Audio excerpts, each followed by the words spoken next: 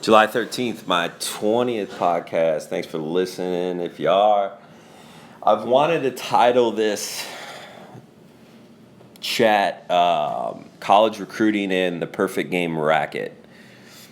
I think the recruiting game via technology pretty much is evolving, and it's debatable whether it's for the good or for the worse. Recently, I've been, going to some perfect game events, some showcases, following some of the players I've trained or train, and observing the system, observing college coaches, observing the website of Perfect Game. And just to preface, my feelings about Perfect Game,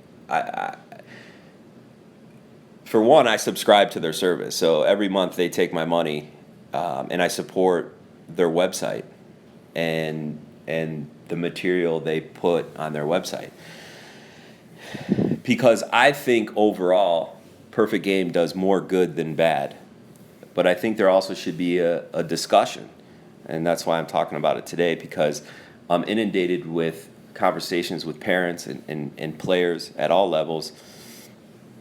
And I always say every player is trying to get to the next level and or take the next step in their career. And so there's a lot of debate now about a lot of these events, showcases, rankings, and so forth. And my opinion overall is that a lot of kids are getting passed up, overlooked, because nobody's monitoring the ability to play baseball and the productivity on the field that a player can create, the level of productivity on the field. What I mean by that is results. As a position player, I need to know what somebody can do in 100 or 200 or 300 or 400 or 500 at-bats in one season. I just can't see them run a 60-yard dash and put a radar gun on their arm from their position and then take one round of 10 swings in batting practice in front of a bunch of onlookers. Everybody would agree to that, from your major league scouts to your college recruiters, that you can't judge how good of a baseball player someone is by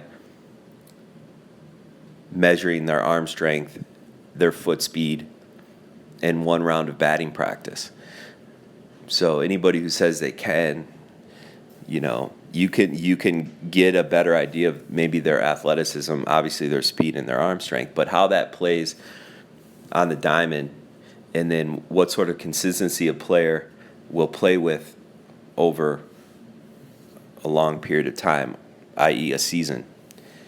So what we've got now is this system set up for kids, 12, 13, 14 on throughout their high school years, which is the years they're creating this resume that's going to get them to the next level at maybe a college level scholarship or get them drafted into professional baseball. So it's these very critical years, and what Perfect Game has done so good is they've have this business model that people get addicted to and want to pay into and want to follow and want to see how many times they can pay into an event or a showcase and finally get a write-up or a boost in their player national ranking, or just get ranked at all. And to their genius, they've done that. They've created a bunch of, every high school baseball player in America who's halfway serious about playing at the next level religiously follows Perfect Game and player rankings and measurables. And I don't believe that's the best thing they should be doing, buying into that. Perfect Game doesn't promote the ones that got away or the ones that weren't invited to their national showcases or regional showcases, or they don't promote that, there's several, every year, kids getting drafted out of high school, going professional, signing high in the draft, and, they don't promote that kid wasn't ranked in the top 10 or 20 or 100 or 500 when that kid was a freshman or sophomore or junior in high school, and that's a credit to the Major League Scouting and how professional they are and how they know how to follow and see a player numerous amount of times. And I think what Perfect Game tries to do is they try to be their own scouting service in the sense that they're seeing these small snapshots of measurables, and they might see a kid, 10, 20, 30 at-bats in a season in one of their tournaments, and then they're going to unjustly rank this kid. And I work with a lot of kids that are nationally ranked, and I'm aware of it, but no one's ever pulled me or the people that train these people or even coach them, or there's no polling. So somehow the machine, the business side of Perfect Game is coming up with these rankings, and really it's based on measurables. So I believe that's passing down a message to kids. It's falsely. It's giving them a false sense of who can play baseball at the next level and who can be a productive baseball player, and then what actually gets you to the next level, because it's not necessarily lighting up a radar gun or running a super fast 60-yard dash. So we have this whole culture buying into that to the point where I believe they're ranking eighth graders going into freshman year. They're nationally ranking these players, and that's a pretty sad day.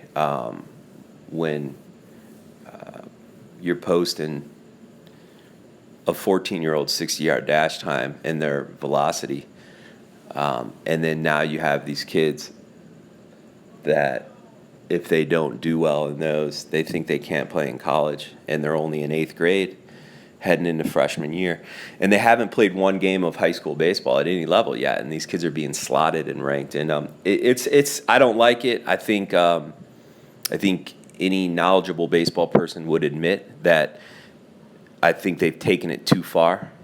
The Perfect Game has. And but I will point out their genius and brilliance as far as how much money an organization can make creating some system that will get every parent and player bought into it and thinking that that's the way to the next level. So kudos to them. They do a masterful job of making a ton of money. And I don't want to sound like I'm hating. Like I said, I subscribe to their service on a monthly basis on their website. And I think they overwhelmingly do more good than bad, but buyer beware. And, of all the Perfect Game events on a yearly basis, a very small percentage of them are, I think, worthy of people's money. Now that leads into college recruiting, and then how the college recruiters bite into this type of service, which again has benefits, but it marginalizes a baseball player to the measurables. If I want to know how tall somebody is and how much they weigh and how fast they run a 60-yard dash and how fast their velocity is, I can go on and figure that out. But if I want to know how good of a baseball player any one of those kids is, I can't rely on that service. And again, I think that's what MLB does so well is they're going to track and follow a player for many, many months on and off the field and get feedback from their coaches, their teachers, their trainers, their parents, and everything. And they're ultimately going to, the ultimate decider if you're going to play professional baseball one day will be a scout who believes in you. And they're going to know you better than 99% of the people in computer systems and online businesses and tournament organizers will. So the college recruiters, I think, are relying too heavily, and I think they have to, or they get caught in that sense that they have to, because it's a big country and there's a lot of amateur baseball players to get through. And if you can pay for a service like Perfect Game to kind of filter out those kids that you might be interested in, or find out the kids that are interested in you, I think, again, that's the brilliance of Perfect Game. So they're able to link a player and a coach, and a coach and a player. But, you know, I think college coaches are relying on it too much. Again, the velocity for pitchers is out of control now, and it's not an indicator of how good somebody is at pitching. A 60-yard dash or a velocity radar gun reading from the outfield or infield is not an indicator of how good an infield or outfielder is. By no means. So what I want to know is, where are we finding out? How are we finding out if you're a college coach? How are you finding out if someone can play baseball and be a productive baseball field on the diamond? Is it a one-day showcase? Is it a two-day showcase? Is it a college camp? All these things that are simply money-generated, you know, functions. They're having them to create money and profit for somebody. They're not having them to necessarily judge if this guy can be a long-term producer on the baseball field. You know, what is measuring productivity, player productivity? That's my question to the baseball world right now, is what is measuring baseball player productivity? Okay? One round of batting practice in a showcase, in a national showcase, one round of 10 swings? Is that it? 160-yard dash? 3 throws from the outfield? Is that what we've watered down the system that is going to figure out if a kid can play in the major leagues or sign a professional contract or play at the Division I level? Is that what it's come to? Because the people that it's hurting are the kids that don't have the access to some of these showcases or the coveted invite, right? And the snubs, you know, all the kids that get snubbed from this top 100 stuff or national showcase stuff, you know, even area code games, you know. And I know there's a limit to how many kids can go to these, but, you know, there's major league superstars, not all stars, not major league players, major league superstars every year that aren't getting invited to national showcases, that aren't getting invited to USA Baseball, which is, in my opinion, falling trap to keep up with the likes of Perfect Games and area codes. So the national baseball system has to hustle like these other privately owned businesses that are capitalizing on showcase and player profiles and rankings. So USA Baseball is falling into that trap as well. You know, so every year, major league superstars are getting overlooked by this system. These for-profit systems that are telling you how good you are and where you're ranked amongst your peers based on one round of batting practice, 160-yard dash, 3 throws from your position. And you're going to spend a lot of money to get that opportunity to go through these showcases. So that's my problem with college coaches that are going to rely on that format for recruiting, and then the private for-profit companies that are taking advantage of players and parents by feeding them that script, that guideline of this is how you're going to get recognized and noticed, is by paying into this from the age of 12 years old through your high school years. The more Perfect Game events you go to, the more recognized you'll be in that format. Maybe I'm wrong. That's my observation. And again, I will keep saying that I believe it does more good than bad, but I think there's a kind of a shitty side to these systems that are set up to make money. They're businesses. Simple as that. It's how we perceive them and what we take from them. Now, sharp minds, some of the best college coaches in the country that I've talked to recently, they take it for what it's worth. Some of the best major league scouts, from area scouts to cross-checkers to people in the front office that I've talked to recently, they take it for what it's worth. And a lot of them will roll their eyes at it as well. And a lot of them are there just to be there because it's in their budget and they have to be there. And they just go through the motions. Again, credit to Perfect Game for coming up with a brilliant idea to make tons of money. And I joke myself that they're the smartest people in the baseball business. It's certainly not someone like me teaching kids how to hit, teaching kids how to field, throw, become better athletes, training them, right? So, yeah, I just had kind of a little bit of a bone to pick with that through my summer up until this point, because a lot of my kids that I train are traveling the country now, and it's just part of the culture now. And most of the kids and families hold the PG events in very high regard, and sometimes rightfully so. But who's speaking out for the kid who can play at a Division I program but doesn't have flashy 60-yard time or batter's eye power in batting practice or lighting up a radar gun? Who's measuring who can make the routine play? Who's measuring who can have a 400 on base percentage through 250 at bats? Who's measuring pitchability?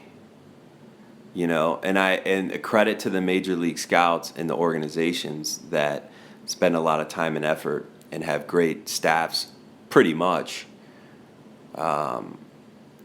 That's their job. Okay, so if someone wants to play professional baseball, I don't tell them that they have to, be a perfect game kid from 8th grade on. I just tell them that they have to be a productive baseball player and have to train and learn and adjust and continue to put up and build your resume through productivity. Because you're going to open some eyes maybe with a flashy 60 or a good round of one in batting practice, a good one round in batting practice where you may have flown in from 3,000 miles away to take one round of 10 swings. So you might get your name written down, but someone's going to have to follow you for months and months and months and mini games and hundreds of at-bats to realize, and then they'll make that opinion. If you want to play pro baseball, that's how you will be scrutinized. Fortunately for everybody trying to play pro baseball. But the college system, I think a lot of these college coaches are falling trap to the measurables. And, it's a joke. I've been to some of these huge tournaments around the country where it's just like, geez, if I had $1 for every fucking floppy hat and fucking book bag and logo college polo shirt that these guys are running around with, and sometimes I just observe them and I go, wow, I wonder what they're even looking at. Do they even know what they're looking at? Or are they just sifting through 6-yard dash times and velos and pop times, right? So, I know for a fact they're out there. They're selling themselves short. They're selling their college program short. They're not winning, and they're going to probably be out of jobs soon because there is no system set up to measure baseball players. And I believe you have to be a special person and special background and specially trained to know what a baseball player, a productive baseball player on the field looks like. Not a showcase. I've had podcasts where I just talk about showcases. I have training sessions where my hitters, it's showcase BP.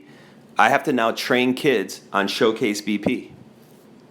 because the system is now saying that they may or may not get a college scholarship based on one round of 10 swings. I hate it, but I got to evolve too.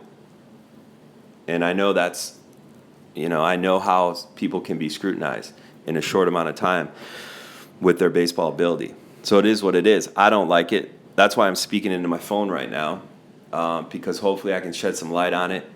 I think, I have 14-year-old kids that look at rankings and want to know why they're not ranked or why that kid's ranked higher than them.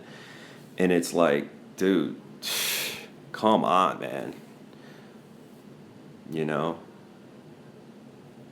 If you get bored, just type in your favorite major leaguer in the perfect game browsing thing, and you'll see that a lot of major leaguers, some of the best players never were even invited to perfect game events. And I know they're not that old of a company, but,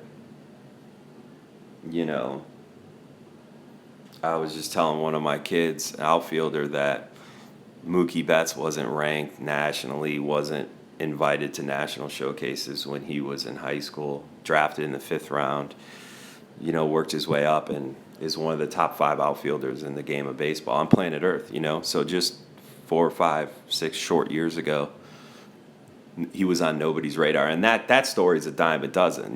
There's 5 of those on every team in the major leagues. So, I just don't think people are speaking out on that and telling those type of stories. Guys like me have played with so many guys who didn't have any super tools. They couldn't run. They didn't have pop.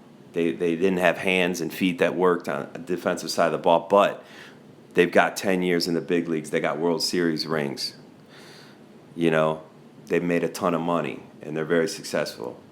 And those stories aren't being told. And I think they need to be put in the forefront, and they need to be posted. And we live in this world of social media now where everybody wants to see the 98 miles an hour, and everybody posts about it, but no one posts that same kid didn't get out of the 2nd inning in the national showcase. They had to roll the inning because he couldn't get anybody out, but he popped a 98 because he flew into town for 1 inning and then ran out of gas the 2nd inning. Couldn't pitch from the stretch because he just knew he had to light up a radar gun for 1 inning. So, that doesn't pass the smell test for Major League Scouts. So for guys that want to play pro baseball, you're going to get scrutinized. And then I think, when these pro scouts are dealing with these kids now, whether they're out of high school or college, there's a false sense of how good these kids are. I've seen kids that are supposedly ranked in the top 10 or 20 in their high school class on perfect game, and it's laughable.